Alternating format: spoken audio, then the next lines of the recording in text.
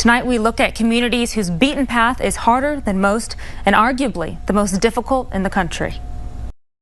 Perforated along South Texas, weaved throughout the counties along the Rio Grande Valley are neighborhoods that hug city limits on roads easy to miss, Colonias.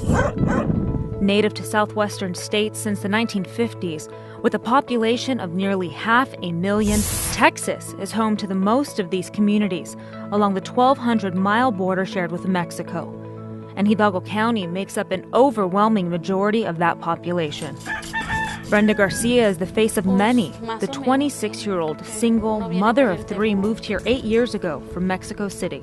Es muy diferente, sí, porque allá pues uno batalla, sufre muchas cosas allá. Y aquí hay beneficios que a uno pues, le ayudan mucho. This view of the American dream is faced with many adversities. The county doesn't traditionally have authority to regulate how residences are built outside city areas.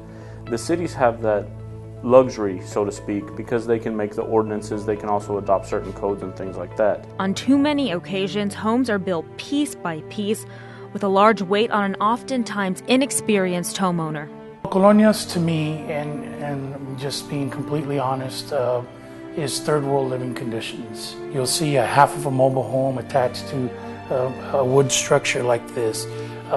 You'll see half homes because they're building the house as they can. But the number of colonias continues to grow as the need persists from those incapable of affording housing within city limits. A three-bedroom could run you anywhere between $750 to $1,200 a month, and that's just rent alone. In comparison, Brenda says her colonia Pueblo de Palmas, just north of Penitas, charges $350 a month in rent. Inexpensive, but paid for in conditions plagued with hazards. Está muy chiquita, estamos...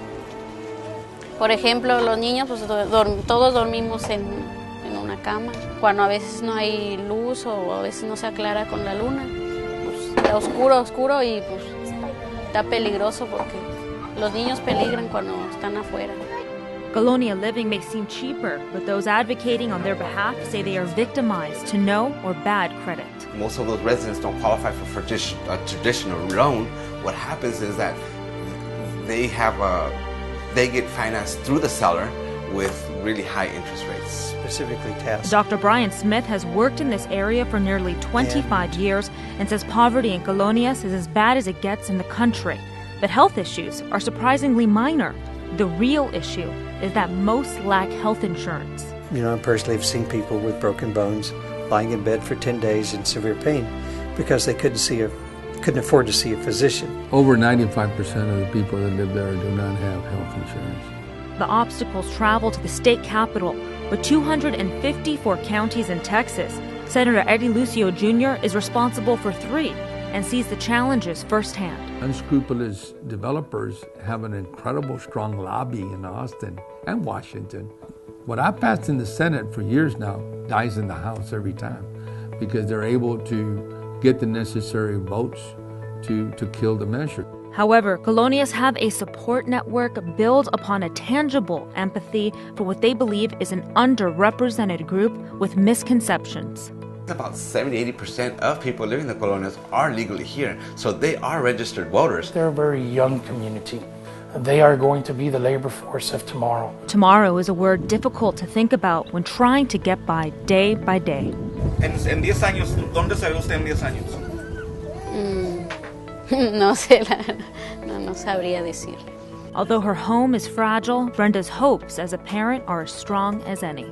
Buen ejemplo para mis hijos. Y pues, que siempre sean responsables en el estudio, en el trabajo o donde quiera que se encuentren. Well, Brenda's story is only one in the diversity of the Colonia lifestyle. Tomorrow, we look at the resiliency of these far-reaching communities as well as the progressive individuals working towards its future.